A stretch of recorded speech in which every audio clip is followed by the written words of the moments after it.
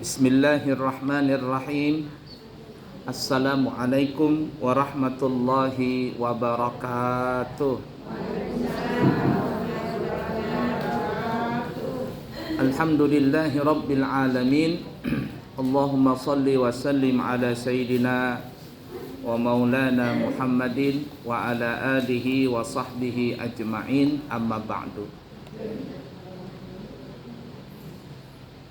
Ibu-ibu, para jamaah sekalian yang disayangi Allah dan dicintai Allah, pesantren kita Al-Islami Nurul Anwar Amburawang Darat mempunyai program baru dimulai dari ajaran tahun 2024 ini, yaitu memberikan beasiswa kepada dua golongan santri. Yang pertama, santri anak yatim. Kalau ada anak yatim kami akan terima dengan syarat namanya tidak menikah lagi. Kemudian kita terima dari tingkat SD saja, dari kelas 1 sampai kelas 6. Yang kedua kami terima juga adalah du'afa atau keluarga yang kurang mampu. Kalau ada keluarga yang kurang mampu, kami terima dari tingkat SD, SMP, dan SMA, gratis di pesantren. Ya, du'afa dengan anak yatim. Tapi yang du'afa ini ada dua syarat. Yang pertama, menunjukkan surat du'afa dari tingkat SD dan dari tingkat RT dan lurah. Dan yang kedua adalah anaknya tidak terkena kenakalan remaja. Kalau anaknya sudah bisa terkena kenakalan remaja, ngerokok atau mencuri, atau dia mabok-mabokan atau anak geng, jangan masuk pesantren. Nanti bikin kacau di pesantren. Jadi kalau ada yang du'afa, kami akan berikan beasiswa dari tingkat SD, SMP, dan SMA. Kemudian insya Allah kami akan berangkat umrah nanti membawa jamaah di bulan September, antara tanggal 8 sampai tanggal 14 ya keberangkatannya. Perkiraan mungkin antara 13 atau 14 September. Dan sudah ditutup pendaftarannya. Bagi jamaah yang ingin berangkat umrah bulan Oktober, November, dan Desember kami buka dari sekarang. Nah, harganya 32 juta normalnya. Tapi kalau ada ibu-ibu atau jamaah yang lain ingin berangkat umrah dengan harga 27 juta, paling murah Sebalikpapan kayaknya nggak ada lagi. Fasilitas sama ya, fasilitas sama dengan harga 32. Harganya 27 juta, syaratnya hadir nanti pada acara apa Bu? Peringatan Maulid Nabi besar Muhammad SAW. Tanggal berapa itu? Tanggal 8 ya. Nah, itu tadi kemarin saya sudah beli doorfest. Macam-macam saya beli itu. Banyak benar tuh, kemarin ada hampir 5 juta mungkin habis doorfestnya itu. Nah, jadi ingatin nanti diundang ya tanggal 8. Alhamdulillah dari mulai dulu sampai sekarang ini pengajian Darussalam gak pernah absen nih, kalau diundang hadir aja terus ya. Tanggal 8 September nanti doorfestnya banyak sekali ya.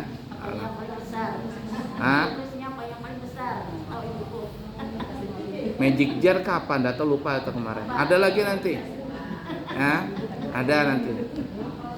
Nah, kemudian yang kepingin berangkat umrah itu daftarnya hari itu ya, 27 juta. Mungkin ada koper kah, nggak tahu, nanti masih banyak belum datang lagi tuh ya, masih banyak lagi. Ada baju, ada sarung, ada koper, ada apa nggak tahu tuh, macam-macam nanti. Kalau umrah gratis belum ada lagi. Belum ada lagi, didiskon aja harganya 27 juta. Jadi siapa yang mau silakan berangkat ya, silakan nanti ya daftar di 27. Sisanya kalau keluar dari hari itu nanti harganya berubah lagi. Jadi pas Maulid aja nanti ya, harga 27. Nggak ada lagi yang paling murah Sebalikpapan, itu paling murah sudah. Yang lain sudah di atas 28, 29 semua. Baik, kemudian nanti juga di bulan Desember ada Umrah plus Dubai 15 hari sampai 17 hari, harganya itu berapa namanya? 37 juta. Siapa yang kepingin berangkat haji tahun depan, hajinya haji visa haji ya, bukan visa ziarah. Kita buka dengan harga 300 juta visa haji. Ya, hotel bintang 4 dan hotel bintang 5 kita buka harga 400 juta. Ada yang murah 230 atau 200 berapa, cuman itu visanya visa amil. Ya, visa amil takut nanti bermasalah, daripada lebih baik kita visa haji aja. Kemarin ada orang telepon saya, pihak travel Jakarta. Dia bilang ya mau ngajakin saya untuk haji. Maramenya, halo, masing-masing cerita nih. Nah, kemarin itu ada orang nelpon saya, travel di Jakarta, ngajakin saya untuk berhaji tahun depan. Kata saya, berapa hajinya? 230 berapa kalau salah. Oh murah, kata saya. Visanya visa apa? Visanya visa amil katanya. Enggak bermasalah kah? Kata saya. Nanti bermasalah. Saya langsung tembak. Kemarin yang tahun ini berapa ruginya, kata saya. Enggak lagi saya ditanya untung. Saya aja sudah rugi ratusan juta kemarin tuh yang travel saya.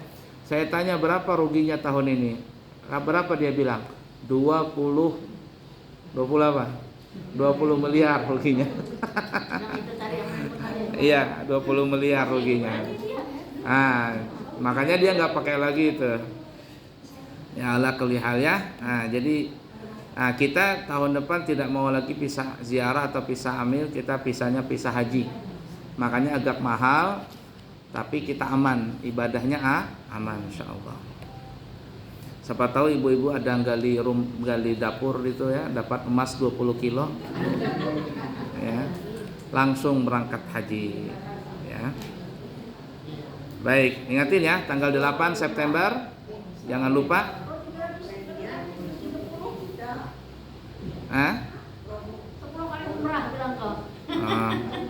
Jangan lupa nanti hari tanggal 8 ya, diundang semuanya ibu-ibu. Bapak-bapak juga diundang. Doorfest-nya banyak sekali. Baik, hari ini kita akan belajar membahas tentang hadis Nabi Muhammad SAW, riwayat Abu Daud dan Imam Nasai, bersumber daripada Ubaid bin Umair dari bapaknya, dan sungguh dia telah bertanya kepada Rasulullah SAW. Ya. Bertanya apa? Bertanya rajulun anil kabair. Jadi Ubaid bin Umair melalui bapaknya seorang laki-laki. Beliau cerita ada seorang laki-laki bertanya kepada Rasulullah SAW tentang dosa besar. Dosa besar ini berarti ya besar. Kalau dosa kecil itu insya Allah bisa terhapus dengan wudu. Ya, dosa di mata, dosa di mulut itu bisa terhapus.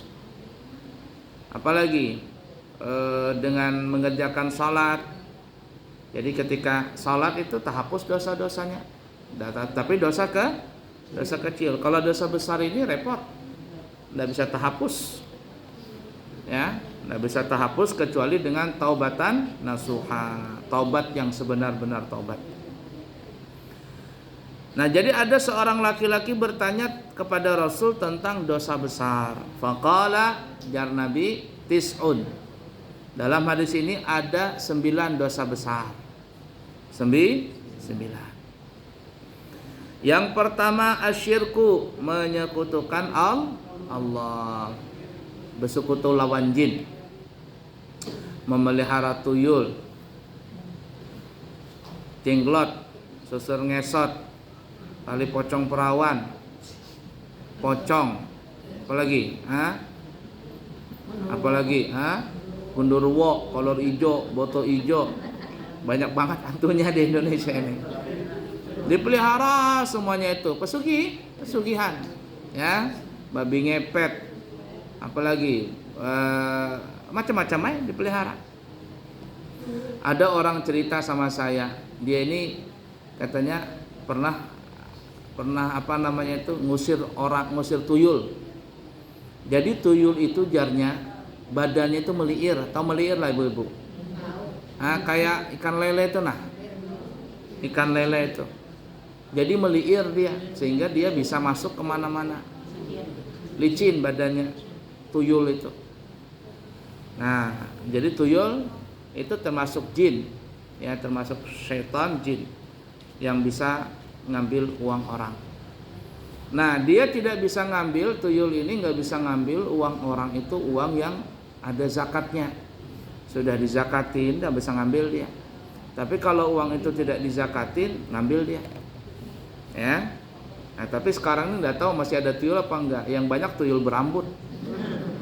Tahu tuyul berambut? Nah, katanya duitku diambil orang, diambil tuyul. Sekalinya yang mengambil anaknya seorang. Ya. Tuyul berambut. Nah, bersekutu dengan setan. Termasuk orang yang berjimat-jimat atau masang susuk. Orang masang susuk di dahi kah, di hidung, di mata, di dagu, di bibir, macam-macam. Masang susuk, dia berjin itu. Orang yang memasang susuk itu adalah termasuk perbuatan syirik. Ya, hati-hati. Makanya di Mekah itu kalau orang berangkat haji atau berangkat umrah tuh begunung di mana, di bandara itu jimat menjimat. Nah, begunung jimat menjimat. Tangkap, diambil apa ini? Diambil sama pihak orang sana. Jimat macam-macam dibawa, ngapain berjimat-jimat sampai ke sana? Tetap itu sesat di sana. Maka orang di sana tuh aneh ya, ada orang yang di depan Ka'bah tuh mungkin dia banyak dosa kah apa tuh, berjoget dia, joget begitu, karena mungkin dia beramalan ilmu yang aneh-aneh di mana di Indonesia itu. Nah, itu dia syirik. Jadi hati-hati, pesugihan orang berwarung, berjampi-jampi ini itu. Jadi kalau ada bacaannya jar-jar orang lah. Jadi kalau kita ingin tahu orang itu berjimat atau apa itu, bacakan wal yatalattaf wala yus'iran nabikum ahada. Itu tiupkan, hembuskan pakai hidung. Wal yatalattaf wala yus'iran nabikum ahada. Surah apa namanya? Surah Kafi. Yang di tengah-tengah itu warna merah. Wal yatalattaf wala yus'iran nabikum ahada. Dihembuskan. Jadi kalau seandainya di depan warung, jangan masuk warung dulu, di depan warung. Kalau seandainya pas baca itu tiba-tiba ada angin menghembus ke kita, ke wajah kita, menghembus nih. Pas kita baca itu tiba-tiba kayak ada orang menghembuskan angin di wajah kita. Berarti itu di jinnya lagi sarik gitu. Nah, berarti itu ya bukan angin hembus. Kalau angin yang hembus karena ini tiba-tiba kayak ditiup wajah gitu. Nah, wajah kita tuh kayak ada angin begitu. Ya, bukan angin sembarangan. Kalau ini kalau angin yang kencang itu lain lagi masalah. Jangan angin kita, jangan berjin ya. Aku tertiup angin wajahku. Sekalinya angin selatan bulan Agustus kencang anginnya. Wal yatalattaf wala yushiran nabikum ahada. Tiupkan. Kalau ada tiba-tiba wajah kita itu ditiup, ada seperti orang yang niup, berarti itu dia pesugihan di situ. Jangan masuk ke warung sebelum masuk warung, ya. Dan kalau sudah begitu jangan berpada-padalan orang. Itu bejin, aku bacakan ini, mukaku ditiup. Entar dulu. Ya, itu punya kita aja, jangan menghancur punya orang. Yang kedua wasihru, sihir. Jampi-jampi. Apalagi? Parang maya, santet. Apalagi? Pelet sama itu. Berjampi-jampi ini enggak boleh. Sihir tadi ya. Sihir. Yang ketiga wa qatlun nafsi, membunuh orang. Membunuh orang sama, membunuh diri sama. Qatlun nafsi, bunuh diri sama, apalagi bunuh orang. Bahkan dalam riwayat yang lain kalau ada orang mati bunuh diri nih ya, orang mati bunuh diri itu di akhirat nanti dahinya ini ada bertulisan ais min rahmatillah. Ais min rahmatillah, inilah orang yang putus asa dari rahmat Allah. Dan orang yang mati bunuh diri itu nanti di akhirat dimasukkan neraka, dia akan disiksa sesuai dengan cara yang dia membunuh dirinya. Kalau ada orang bunuh diri dengan minum baygon, nanti di akhirat minum baygon aja terus. Kalau ada orang di dunia ini minum racun cap tikus, nanti cap tikus lagi dimakannya. Ada orang lompat dari apartemen tingkat 30, di akhirat nanti begitu juga dilemparkan. Ada orang mati nembak dirinya, gantung diri atau apa, begitu nanti di akhirat disiksa terus-terusan seperti itu. Dan orang bunuh diri ini nggak bisa masuk surga ya, alias kekal selama-lamanya di dalam neraka, kekal dia. Kekal. Jadi jangan sampai membunuh diri. Yang keempat wa aklur riba, memakan riba. Makan riba ini maksudnya mengambil keuntungan, nginjamin orang pakai bunga, itu nggak boleh. Lain berjual. Kalau berjual gini ya, ibu ini saya jual jual ini jual baju. Ini baju. Kalau ibu mau beli kontan, harganya umpama 50.000. 50.000. Tapi kalau ibu mau beli kredit 3 kali bayar, harganya bukan 50, tapi harganya umpama 70. Boleh? Boleh. Jadi boleh. Akadnya, dengarkan dulu betul-betul. Nanti akadnya, perhatikan saya. Akadnya bukan akad 50, akadnya adalah 70.000. Nah, nih, ibu saya jual ya 70.000. 3 kali bayar 70 bagi 3 berapa itu?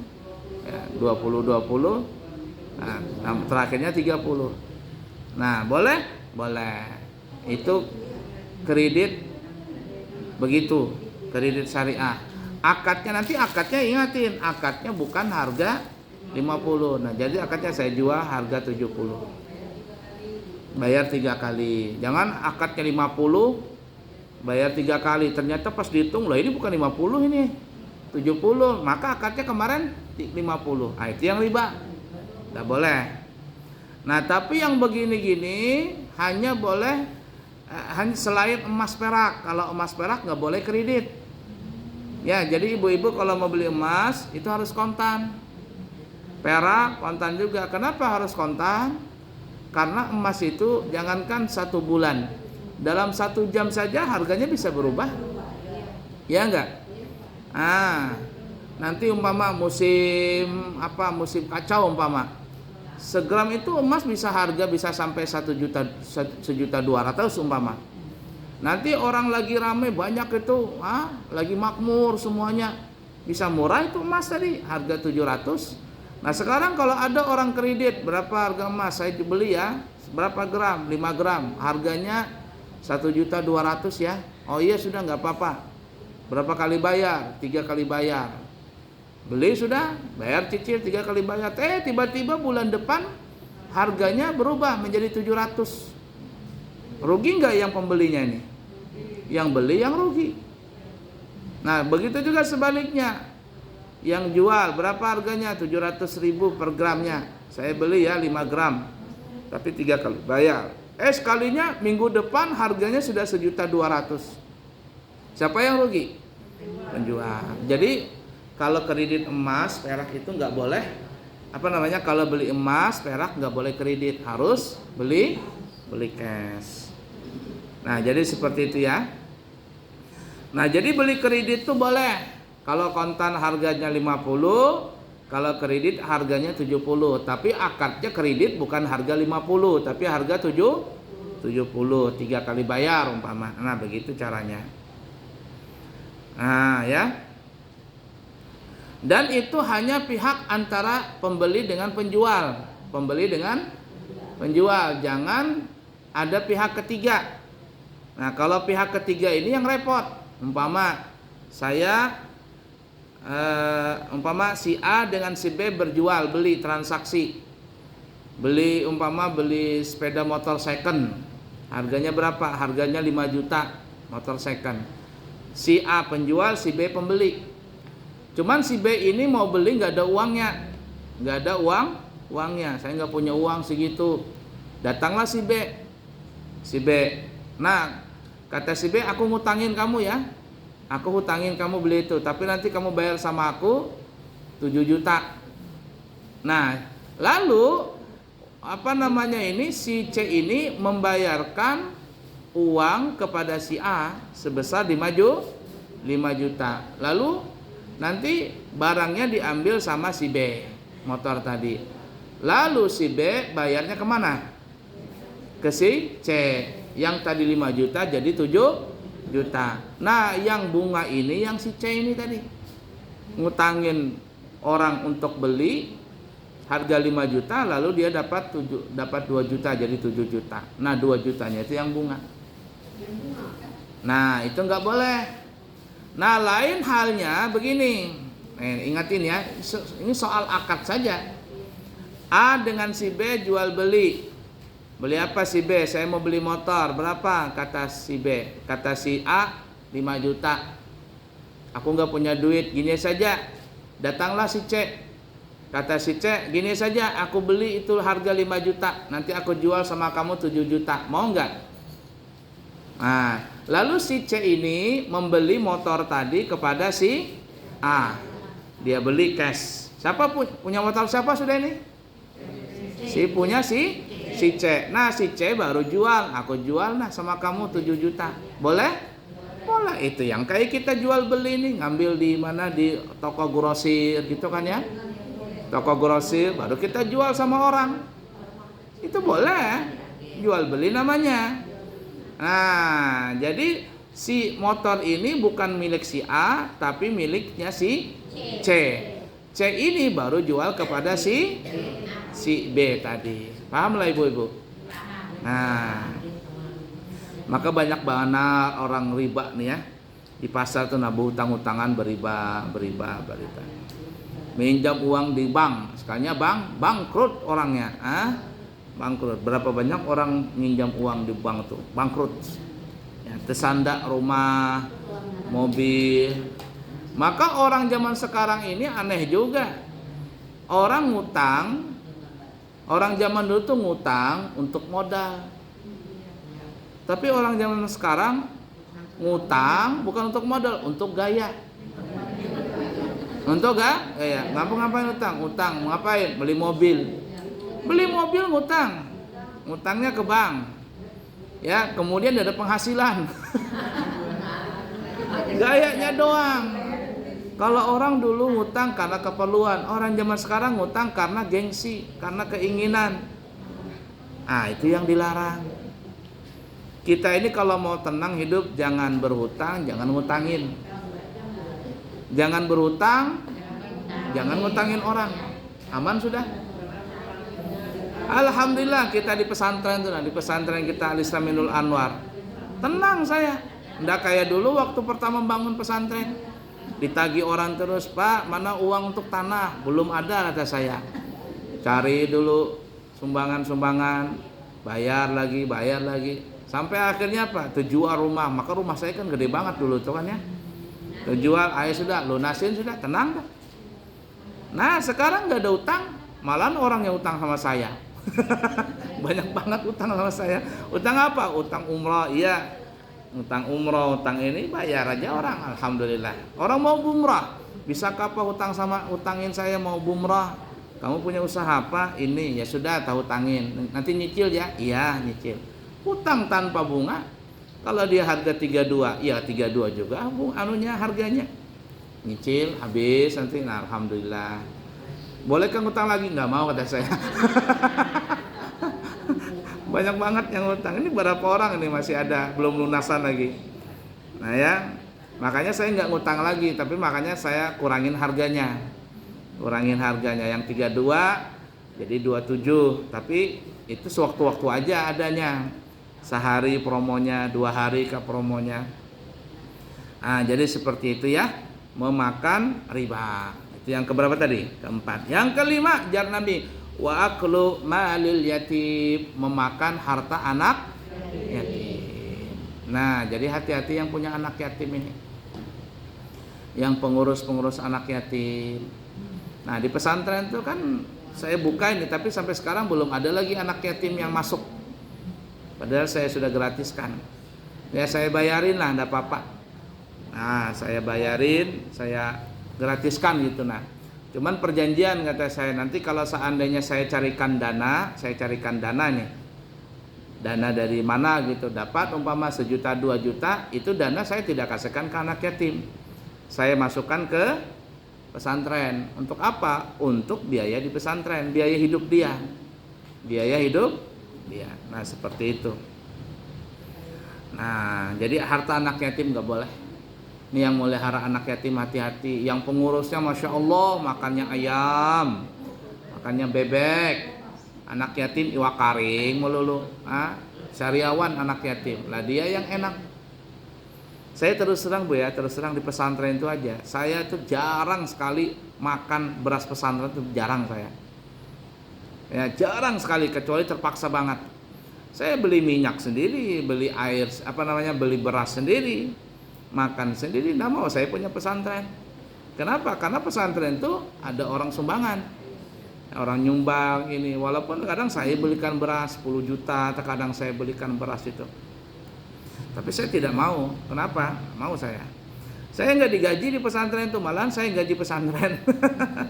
Yang digaji itu guru-gurunya, tukang yang kerja-kerja, saya nggak digaji. Beli bensin aja saya sendiri, bensin sendiri.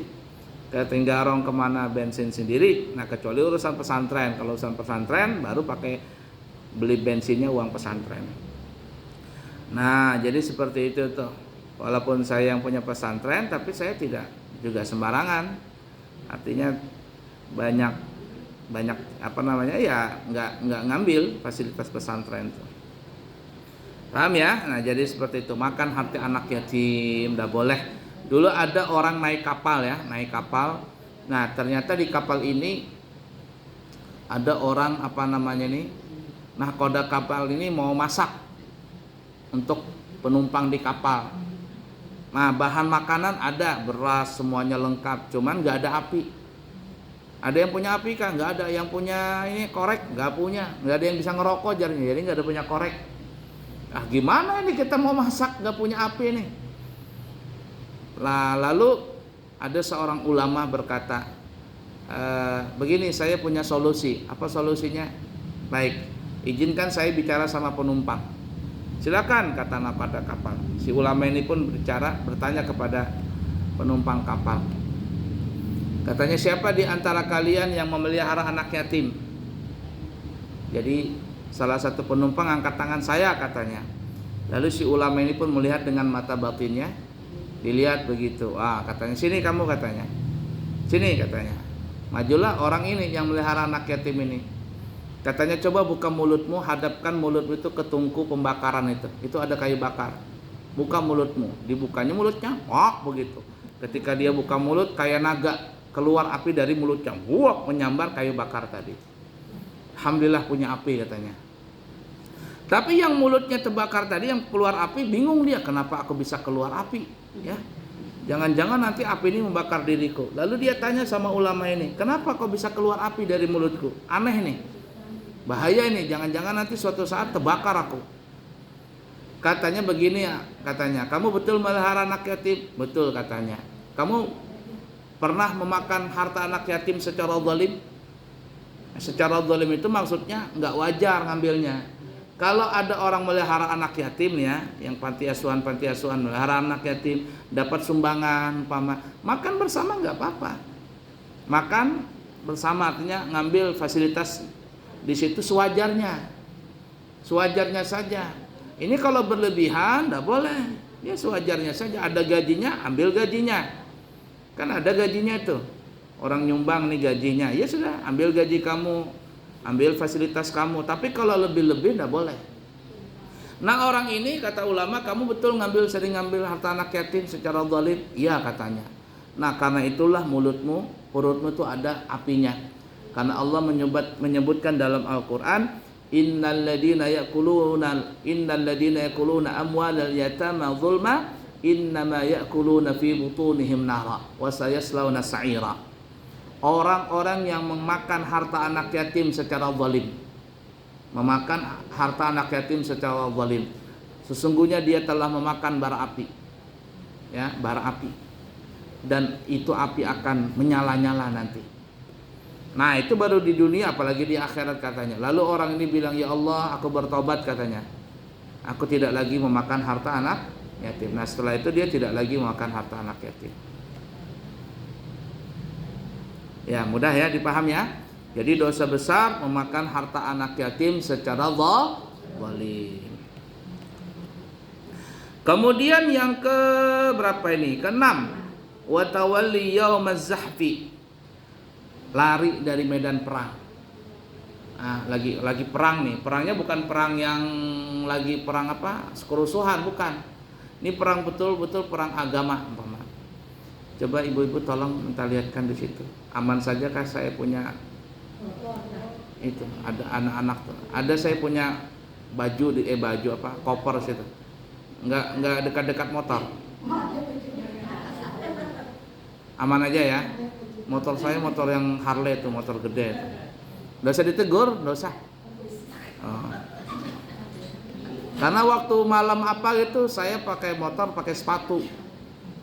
Selesai pulang, selesai ceramah, saya mau cari sepatu saya, mana sepatu saya nih? Hilang sepatu saya. Bah, ini yang kata penceramah, ambil yang baik, tinggalkan yang buruk. Saya lihat di CCTV, mana CCTV-nya kata saya. Tak liatin CCTV, oh ada yang mencuri. Ternyata orang ini sering mencuri. Dia spesialis mencuri sepatu di masjid. Di Manggar dia mencuri, di Masjid Manggar itu mencuri. Jadi disebarkan di di perkumpulan masjid-masjid kan, DMI, Dewan Masjid Indonesia. Kan ada grupnya itu. Ditandai sudah orang ini. Jadi dia datang ke masjid itu nggak sholat, cuman ngintai, pura-pura masuk masjid. Nanti lagi kosong, keluar dia, langsung sepatunya orang diambil. Jadi spesialis maling sepatu itu. Cuman belum aja lagi, belum kena kapoknya, belum kena batunya lagi. Ya, sekarang kan banyak CCTV. Ya orang jauh. Kalau orang kampung aja habis sudah. Ya. Nah, ala kuliah seperti itu ya. Nah, lari dari medan perang ini nggak boleh, hukumnya haram. Tapi sekarang kan belum ada perang nih. Yang ada perangan aja, perang kerusuhan. Ya. Kalau betul-betul perang, umpama seperti perang nanti dikata ulama ini perang jihad sabilillah, maka siapa yang berperang tidak boleh lari dari medan perang. Kemudian yang ketujuh, wa qadzful muhsanat, menuduh orang berzina. Nah, itu nggak boleh ya. Menuduh orang berzina, hukumnya haram. Bahkan kalau tidak terbukti dalam hukum Islam itu dicambuk sebanyak 80 kali cambukan. Menuduh orang 100 bukan 80, 100 cambukan nuduh orang. Ini hati-hati ya, mulut kita ini dijaga. Ada perempuan malam-malam lewat tuh jangan gitu. Pelacur, jangan. Mulut kita ini kalau dia tidak terbukti pelacur, kita nyebutin pelacur, nggak boleh. Kupu-kupu malam kata kita. Kalau nggak terbukti dia menjadi seorang pelacur, nggak boleh kita. Dosanya bukan dia, kita yang nanggung. Besar dosa menuduh orang berzina itu. Nuduh orang berselingkuh, nggak boleh. Bisi laki umpama, ini lakiku ini berselingkuh aja kerjaan. Kata lakinya mana buktinya? Aku belum ketemu aja pang, berselingkuh aja pang, menjablay tarus nih. Kata lakinya, nggak boleh. Menuduh orang aja nggak boleh, apalagi nuduh suami seorang. Nah begitu juga lakiannya menuduh bininya berselingkuh dan sebagainya, haram hukumnya. Ya, Begitu juga menuduh orang lain. Jadi kita tidak perlu ikut campur masalah orang itu. Ya, dia kupu-kupu malam ke apa. Selama kita tidak melihat dia menjajal apa dan sebagainya, nggak ada boleh. Tapi kalau melihat Pak Ustadz, Ah? pas melihat, pas dinasehatin di situ, Jadi begini. terbukti. Nah, perhatikan ya. Ya. Perhatikan nih. Menuduh orang berzina itu harus saksinya ada 4 dan semuanya laki-laki. Laki-laki yang normal panca inderanya dan tidak melakukan dosa besar. Dan 4 orang ini melihat itu bukan hanya berpelukan, bukan hanya berpegangan, tetapi bujur-bujur melihat seperti halnya jari masuk ke cincin. Pahamlah? Nggak paham juga, sudah tua masa nggak paham. Jadi 4 orang ini melihat kena. Oh iya, jari masuk ke cincin. 4-nya ini melihat nih. Kalau sudah seperti itu, maka orang ini disebut penzina. Dituduh dipanggil kamu penzina, enggak apa-apa. Yang selingkuh ini tadi Pak Ustadz. Oh, selingkuh. Iya, selingkuh. Misalkan teman nih sama teman. Ya, tapi kita mendapatkan dia gitu. Kalau kita nasihati jangan. Kasihan teman ini teman juga ini. Gitu. Ya. Jadi gini, itu istilah selingkuh itu kan istilah ya. Selingkuh itu belum tentu berzina. Selingkuh itu belum tentu berzina. Tapi kalimat itu sebaiknya tidak usah dipakai. Tidak usah dipakai. Begini ya, orang zaman sekarang ini memahami selingkuh itu terkadang nggak paham. Ya, orang berbini 2, katanya itu lakinya berselingkuh. Kalau lakinya itu menikah sesuai dengan syariat walaupun tidak tercatat di KUA, artinya ada saksinya, ada walinya, pakai mahar semuanya, sah.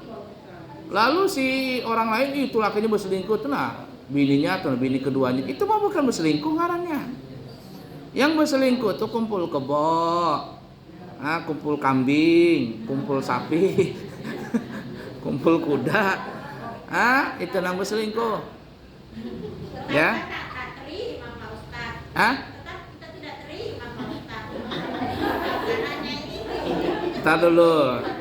Saya dengarkan. Ini yang kita bicarakan ini bukan masalah perilakunya, ucapan kita ini nah. Ucapan kita ini hati-hati. Yang kita bicarakan ini ucapan kita, jangan menuduh orang berzina. Nah ya. Kalau perilakunya itu ya terserah lagi, itu bab lain. Ada orang lakinya berselingkuh dengan perempuan lain, menjablay, jangan orang Banjar menjablay nih. Berselingkuh. Dia berzina.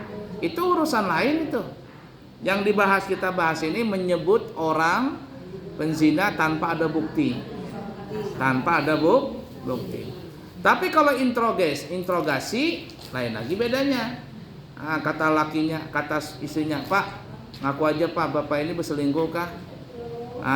Kalau berselingkuh betul-betul Pak bertobat. Ya, Bapak kan punya anak perempuan juga. Bapak mau nggak diselingkuhin tuh anak tuh juga? Mikir dia. Dulu ada di zaman Nabi nih ya. Seorang laki-laki datang kepada Nabi Muhammad SAW. Dia bilang, "Ya Rasulullah, saya apapun saya mau melakukan ibadah. Artinya puasa apa semuanya bisa. Maksiat saya juga bisa tinggalkan. Cuman saya tolong izinkan satu," katanya, maksiat. Kata Nabi, "Apa maksudnya?" "Iya, izinkan berzina," katanya. Pokoknya dia nggak tahan kalau nggak berzina. Nabi marah? Nabi nggak marah. Nabi ini cuma diam saja dulu melihat orang ini. Kata Nabi begini, "Sini," katanya, kata Nabi, "Fulan kesini. Jadi kamu bisa sholat, bisa puasa, bisa, semuanya bisa. Berjudi nggak mau. Kalau kalian mabuk-mabukan nggak mau. Cuman zina aja nggak tahan dia. Mungkin tegangan tinggi banget nih. Ya. Pokoknya nggak bisa melepas zina ini." Kata Nabi, "Sini," kata Nabi. Kata Nabi begini, "Kamu punya saudari perempuan?" "Punya, aku punya saudari perempuan." "Nah coba aku tanya ya," kata Nabi, "sama kamu. Kalau saudarimu itu berzina dengan laki-laki lain, bagaimana perasaanmu?" "Oh, marahku ya Rasulullah. akan kubunuh orang yang berzina dengan saudariku itu. Nah kata Rasul, begitu juga orang lain. Orang lain tuh punya saudari, mungkin kau berzina dengan saudari orang lain, sama juga keluarganya marah. Kemudian kata Rasul, kamu punya anak perempuan? Punya, kata dia. Nah sekarang bagaimana anakmu tuh berzina dengan orang lain? Oh, ketambahnya kubunuh. Nah, saudari aja kubunuh, apalagi anak seorang, tambahnya kubunuh orang itu. Nah begitu juga kata Rasul, perempuan yang kau zina itu dia punya bapak, sama bapaknya juga nggak ridho. Nah kemudian kata Nabi, kau punya ibu? Punya. Bagaimana kalau ibumu itu berzina dengan orang lain? Kubunuh lagi ya Rasul, kata dia orang ini. Nah begitu juga kata Rasulullah, perempuan yang kau azab zina itu pasti dia punya anak alias dia seorang ibu. Lalu kata Nabi, bagaimana kamu punya istri? Punya. Nah bagaimana kalau istrimu itu berselingkuh, berzina? Wah tambahnya aku cincang-cincang nih orang nih. Nah kata Nabi begitu juga. Jadi perempuan itu dia adalah seorang ibu, dia seorang anak, dia seorang saudari, seorang istri. Jadi pikirkanlah dirimu sendiri, bagaimana kalau keluargamu yang berzina. Mendengar itu orang ini diam gitu. Iya ya katanya. Lalu kata Nabi, kemari. Kemudian Nabi kita Muhammad SAW meletakkan tangan beliau di dada orang ini. Letakkan. Dibacain sama Nabi. Setelah dibaca Nabi, lepas sama Nabi. Lalu apa dia bilang? Ya Rasulullah, mulai saat ini aku akan meninggalkan zina. Apa dia bilang? Dulu katanya tidak ada perbuatan yang paling kusukai kata dia kecuali perbuatan zina. Tapi sekarang tidak ada perbuatan yang paling kubenci, yang paling merasa jijik adalah zina. Jadi setelah dipegang sama Nabi dadanya itu, diangkat penyakitnya ini. Nah penyakit merasa anak berzina itu diangkat. Setelah itu tidak ada lagi dia mau berzina. Nah itu ngerinya berzina tadilah. Nah jadi intinya kita kembali ke hukum asal tadi, jangan menuduh orang berzina. Musanat itu maksudnya perempuan baik-baik. Perempuan baik-baik tidak boleh dituduh berzina. Dia rajin pengajian atau apa begitu. Katanya itu kedok aja jilbabnya itu, padahal maka wah jangan, nggak boleh kita nuduh begitu. Dulu ada di zaman Imam Malik bin Anas al-Asbahi, perempuan mati nih, perempuan mati, kemudian dimandikan sama tukang pemandian, yang mandikan juga perempuan. Gosok, tiba-tiba terpegang alat kelaminnya perempuan ini yang mati. Tangannya nggak bisa lepas, tangan orang hidup ini nggak bisa lepas. Apa ini? Ribut ulama, apa hukumnya ini? Tidak ada keputusan. Nah Imam Malik pada saat itu masih muda. Kata Imam Malik, izinkan saya berbicara dengan perempuan yang tukang mandikan mayat itu. Diizinkan katanya. Jadi Imam Malik bertanya, wahai perempuan, apa yang kau lakukan? Katanya, aku tidak melakukan apa-apa. Apa yang kau ucapkan? Katanya, saya tidak mengucapkan apa-apa. Kata Imam Malik, apa yang ada di dalam hatimu? Perempuan yang memandikan ini bilang, ketika tanganku menggosok-gosok dan sampai di alat kelamin perempuan ini, aku berkata dalam hatiku, ini perempuan ini sudah berapa kali berzina katanya. Padahal perempuan ini tidak pernah berzina. Nah gara-gara itu melengket dia punya alat kelamin ini. Tangannya di alat kelamin. Kata Imam Malik, cambuk dia 100 kali. Oh tapi kan itu dalam hati. Walaupun dalam hati, karena si mayit ini merasa dia. Dicambuklah perempuan tadi sampai 100 kali cambukan, pak, lepas. Lepas. Nah itu tuh. Nah jadi hati-hati menuduh, mulut kitanya hati-hati ya. Itu kupu-kupu malam, itu pelacur itu. Jangan. Tidak perlu kita ngurusin orang. Ya, hati-hati. Walaupun dia memakai rok mini kah itu kan, kalau tengah malam tuh jam 1 jam 2 bebuan ladies tuh keluaran makan nasi goreng bebuan. Tahu ladies Bu? Nang penyanyi koroke itu loh. Saya dulu pernah waktu masih tinggal di Pasar Baru, istri saya mau ke rumah sakit. Saya tengah malam sakit, saya bawa nenek Aceh di sini, naik mobil saya. Waktu itu ada perlu apa kan, saya markirkan mobil di samping Hotel Bahtera situ, mampir begitu. Kan udah pakai jendelanya terbuka, jendela samping penumpang ini. Istri saya di belakang. Tiba-tiba datang perempuan, malam nyawaknya, ting ting ting, Mas, halo Mas, kata saya, ada apa Mbak? Ini yang kemarin ya katanya. Yang kemarin mana kata saya? Kamu nggak lihat kan saya pakai baju gamis, pakai kupiah ini? Istri saya di belakang ngakak dia, hahaha katanya, kepo katanya. Nah itu, jadi tapi jangan juga, biarkan saja dia, kita tidak tahu urusan dia. Ya. Baik. Kemudian yang keenam, wa uququl walidain. 8. Wa uququl walidain, durhaka lawan orang tua. Orang tua kita itu ada 3. Pertama, orang tua biologis kita, darah daging kita. Yang kedua, orang tua mertua kita. Mertua. Zaman sekarang antara mantu dengan mertua berkelahi aja. Ya. Makanya kalau mantunya perempuan, mertuanya perempuan, saya jamin pasti berkelahi itu. Pokoknya mertua itu, di mata mertua, mantu ini salah aja melulu ya. Salah aja melulu ya. Makanya orang menikah itu setelah menikah kalau bisa pindah rumah. Pindah rumah, jangan sama dengan mertua. Kalau bisa ngontrak dulu, nggak apa-apa. Karena kalau sudah menikah itu kan terkadang apa yang dimau sama mertua dengan mantu itu beda. Jangankan satu keluarga, anak itu orang diisi anak 6, beda-beda wataknya. Apalagi mantu ini bukan darah daging dia, terkadang beda darah, beda suku, beda adat kebiasaan, sedikit salah, wah sudah. Nah, tapi terkadang mantu ini berdiam saja, diam. Nah, sebagai suaminya bingung gimana? Yang ini membela ini mama, membela ini bini, serba salah. Nah, akhirnya apa? Izin. Kami minta izin ngontrak. Orang tuanya izinkan, jangan kada diizinkan. Biar dia mau benasi kah, kada benasi jangan dihiraukan. Dia yang berusaha seorang. Ya, rumahnya berhambur kah apa, biarkan dia sudah punya urusan sendiri, dia punya keluarga sendiri. Kita ingat kabar hari juga punya mertua berkelahi juga kita. Ya lakukan seperti itu. Nah, durhaka. Jadi yang kedua orang tua kita siapa? Mertua. Yang ketiga siapa? Guru. Jadi 3 ini. Orang tua biologis kita, mertua, kemudian apa lagi? Guru. Nah, mertua itu orang tua kita. Jadi boleh kita ngasihkan sesuatu begitu dengan mertua.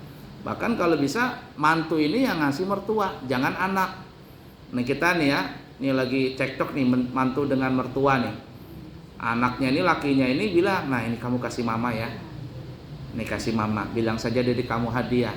Mantu ini kasihkan, padahal tuh sesuatu tadi dari lakinya juga, dari anaknya juga, cuman penyambung tangan tadi adalah mantunya. Nah, orang tua ini pasti, oh alhamdulillah mantuku baik katanya, padahal dari anaknya juga.